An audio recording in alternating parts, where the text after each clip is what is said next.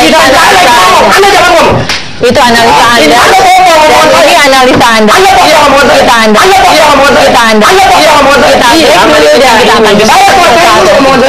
Kita menantikan berita Nusantara. Ya, kita kembali di Pro dan Kontra. Saya ke Pak Novel. Pak Novel, Anda sebagai sahabat Habib Rizik, sebagai simpatisan Habib Rizik, seperti itu, sempat tidak dengar ini? Kan ini ada nama tiba-tiba muncul, Firza Hussein, begitu. Dia juga terkena beberapa kasus yang lain, begitu. Tiba-tiba muncul dengan adanya chat yang diduga chat pornografi antara orang yang diduga dirinya dengan Habib Rizik. Di simpatisan Habib Rizik sendiri sudah menelusuri tidak siapa sih sebetulnya Firza Hussein ini? Jadi saya luruskan, saya memang murid murid Habib Rizik. Saya nggak pernah kenal dengan Firza Hussein dan nggak pernah tahu keberadaannya di mana dan nggak pernah ada luang lingkup di FPI pun saya belum tahu. Tahu-tahu dikait-kaitan ini sangat aneh sekali karena kita menduga begitu 14.10 aksi itu SMS Habib Rizik berjalan sendiri. Siapa yang bisa memainkan SMS yang bisa masuk ke jalur daripada SMS Habib Rizik kemarin berjalan sendiri itu dengan buatan sendiri. Dengan buatan sendiri. Tadi jadi bukan seperti yang di SMS Habib Rizik pertama kali. Jadi Habib Rizik memutuskan bahwa saya sudah tidak bertanggung jawab atas nomor ini setelah 14.10 2 hari atau 3 hari 14.10. Karena ini adalah untuk menggembosi 4.11. Ketika itu sudah ditutup nomornya. Dari situ kita sudah menuai kecurigaan. Wah, ini luar biasa, banyak yang menerima SMS dari nomor Habib Rizik dan Habib Rizik gak pernah meng-SMS dengan isi yang jadi sejak 14.10 itu aksi yang pertama 14.10 tersebut Habib Rizik sudah tidak memegang nomor handphone yang terus kemudian dipakai barang bukti polisi yang katanya ada chat pornografi dan itu makanya kita harus mencurigai setelah handphonenya dipakai baru ada masalah. Jadi kita tidak kaget karena handphonenya sudah ditutup oleh Habib Rizik bahwa ini handphone sudah isi tidak bertanggung jawab lagi, sudah ditutup. Nomor sampai pun saya mati, benar-benar mati. Begitu Habib Rizik umumkan nomor handphone saya mati sampai gini hari harus dihubungi. Itu mati. Nah dari situ tapi ada nomor yang lain kan? Kenapa ganti nomor? Ganti nomor lagi itu udah rahasia, nggak bisa. Harus staf khusus yang pegang. Nah ini akhirnya kita sudah lihat sebegitunya Habib Rizik masih megang saja, ya kan? Bisa dibikin. SMS yang ada gitu.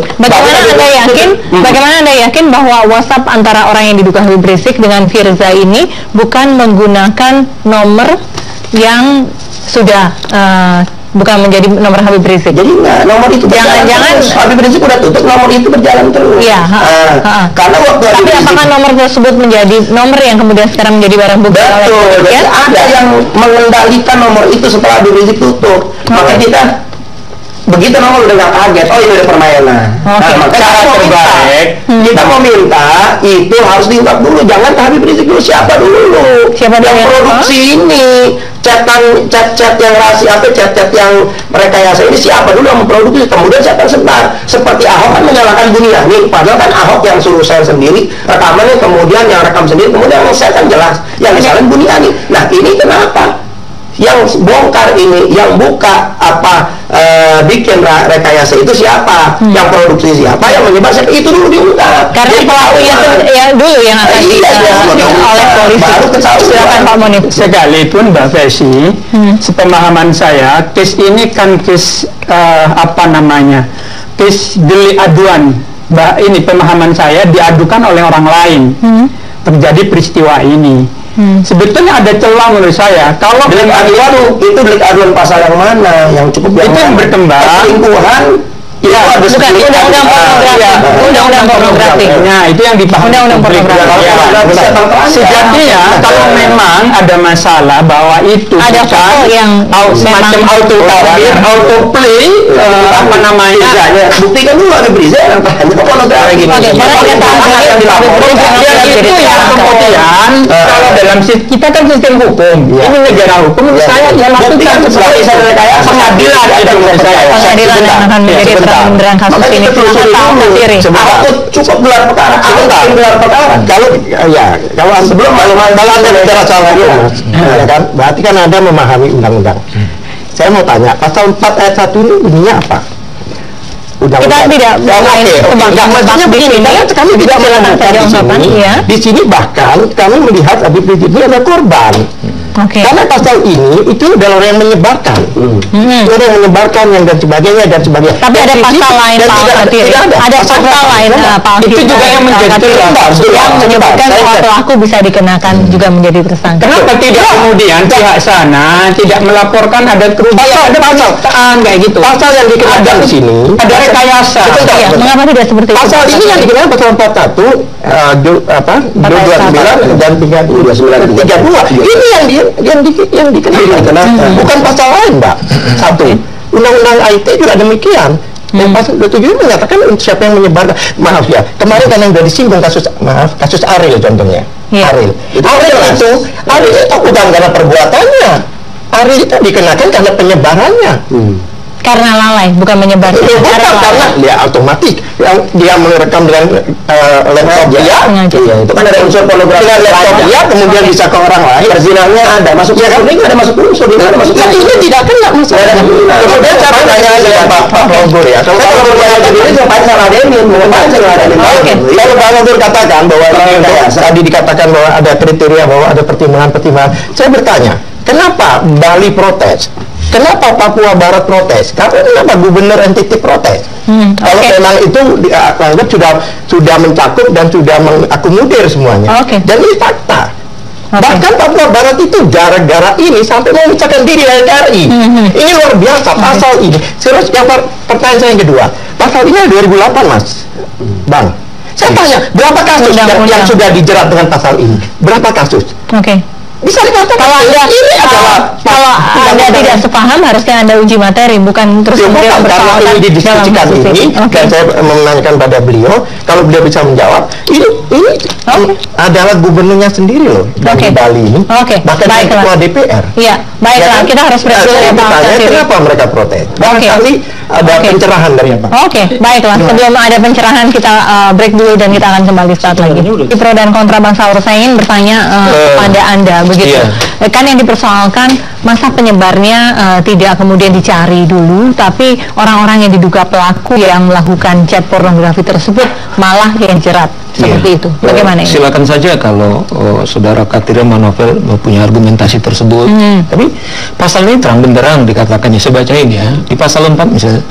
Pasal 4 ayat 1, setiap orang dilarang memproduksi, membuat, memperbanyak, menggandakan, menyebarluaskan, menyiarkan, mengimport, mengekspor, menawarkan, menjual-belikan, menyewakan, menyewa pornografi secara eksplisit, memuat ya kan? Persenggaman termasuk persenggaman yang menyimpang, kekerasan seksual, singkat saja Pak. masturbasi, kemudian alat ketelanjangan atau tampilan yang mengesankan ketelanjangan. Jadi penilaian Anda ketelanjangan. Pertanyaan saya, setiap orang yang telanjang siapa? Karena itu setiap orang dilarang dengan sengaja atau persetujuan dirinya menjadi objek atau model yang mengandung muatan pornografi. Itu mengarah ke Firza. Karena itu akhirnya Firza dijadikan sebagai tersangka. Itulah Firza. Nah, problemnya adalah kita lihat settingnya antara Firza dengan KMA. Bagaimana? Ya kan? Nah, karena kita kan tidak ada penyidik di sini kan. Tadi kalau kita lihat saksi ahlinya, kita cermati, dengar dengan aktif, adalah salah satu adalah chatting mereka itu yang sudah viral itu. Mbak Emma, saya kalau Mbak Pelsi udah nonton, saya dijanjin mau dikawinin gitu ya. Pertanyaan ada Habib Riziknya nggak di situ? Ya itu dia. Ini kan pertanyaan sudah Pak. Kan udah pertanyaan pasalnya. Lalu kemudian jerat pasal berapa? Setelahnya karena saat ini bilang penyebarnya dulu, tapi undang-undang tidak hanya mengatakan seperti itu. Bukan hanya penyebarnya, tapi pelakunya. Bacain, kan saya ingin bacain. Berarti pelakunya juga. Pelakunya. Nah, oleh karenanya menurut saya, kalau teman-teman ini kan langsung ke Riziknya, Rizik kan belum tersangka. Menurut saya kalau dia fair, artinya bahwa dia tidak bersalah menurut teman-teman ini, dia datang ceritanya sama polisi. ini loh bukan saya itu. Pengacara udah sampai Nah, justru karena itu pengacara tidak bisa mewakili karena ini peristiwa pidana bukan perdata. Pengacara tidak bisa diberi undang-undang mewakili kliennya di dalam dan di luar. Kecuali kasus perdata pidana nggak bisa dong. Memang kalau saya masih didapat dari panggilan saya. Nah problemnya gini. Pertanyaan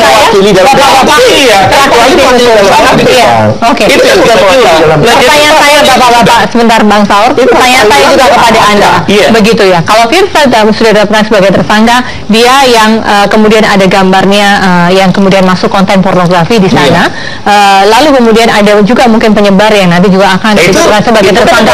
Bagaimana dengan orang yang diduga sebagai Habib Rizik? Apakah pasal-pasal tersebut atau undang-undang pornografi tersebut bisa menjerat Habib Rizik menjadi tersangka atau ini malah korban? Kalau itu pertanyaan Mbak Persi sudah terang benderang. Nah, justru dugaan saya karena terang-benderang bukti ini, karena teman-teman ini saya malah jadi prihatin ya. Karena memang barangkali dia sudah terang benderang, teman-teman ini mati-matian membela. Nah, kalau emang dia tidak terlihat menurut saya ya. Karena ini tuduhannya kan agak antitesis sebagai seorang Rizik itu yang dianggap sebagai orang dekat imamnya, padahal porno ini, undang-undang pornografi ini supaya kita dekat kepada Tuhan, memuliakan Tuhan dan menjaga etika dan martabat kita. Nah, kalau emang dia bukan dia, harus datang segera. Jangan sampai dia ke Malaysia bisa waktunya, tapi malah kembali lagi gitu loh. Bahkan terakhir yang kita belajar sebentar. Nanti nggak apa-apa. Singkat saja, ada kesempatan bicara sebentar lagi. Kalau saya baca tadi terakhir di media, Rizik mungkin akan datang atau pulang setelah misalnya presiden sekarang ini tidak berkuasa lagi. Nah ini kan menurut saya kan sudah tarsip politik terlalu jauh di bawah. Padahal ini adalah murni proses hukum, bukan kita yang menetapkan tersangka.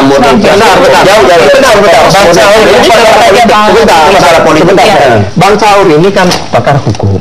Bang Saur dengan katakan terang benderang dan sebagainya. Di mana pasalnya menunjukkan terang benderangnya? Satu aja poin tunjukkan. Tidak ada di pasal. Tapi pasal ini belum menjerat Habib Rizik. Tidak ada Habib Rizik. Kami sudah koordinasi dengan lawyernya Firza. Tidak ada hukum Habib Rizik. Lalu kenapa kebakaran jenggot Pak Al-Fatiri kalau tidak ada Habib Riziknya? Kan malah santai-santai aja. Harusnya Habib kembali pulang ke tanah air, malah memberikan kesempatan kepada polisi untuk bertanya. Sebenarnya kalau tidak di panggilan 1, 2, dan 3 kemudian mau ditangkap dan sebagainya, ya ini merasa mereka Habib merasa dikriminalisasi di sini.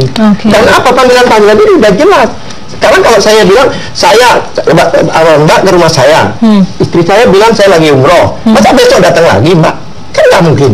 Kan nunggu saya datang. Kalau saya mengenai pemanggilan tersebut yang menurut Anda terlalu terburu-buru. Bukan terlalu terburu-buru, ini seolah-olah supaya panggilan ketiga sehingga sesuai ketentuan bisa jemput paksa.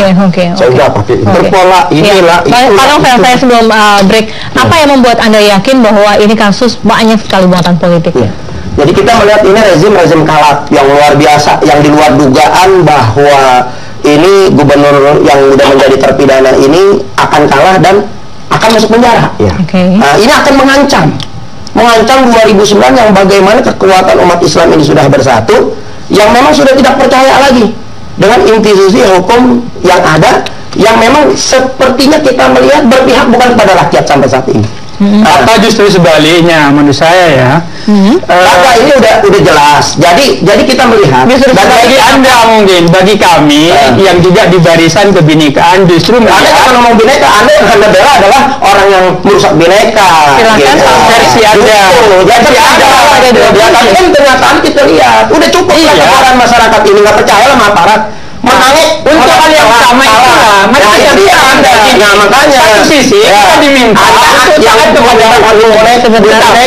Dalam konteks ini, di dalam konteks perbincangan tentang pornografi ini, ada yang kabur dari proses hukum. Bukan kabur, Anda salah. Kabur kesan ini Pak Novel. Anda membuat kesan sendiri, Bang. Saksi tidak hukum. Sebentar, Anda jangan bilang kabur. Sebentar, Habib Rizik pernah ditembak, udah 4 penjara, udah ngadepin itu semua. Itulah yang semuanya saya juga ada kekuatan daripada arogansi kekuasaan apalagi Anda jangan kalah. Sebentar. Anda jangan ngomong. Itu analisa Anda. Dan ini analisa Anda. Anda kok ngomong saya? Kita break dulu dan kita akan Saya kuasa itu ngomong saya. kita kembali.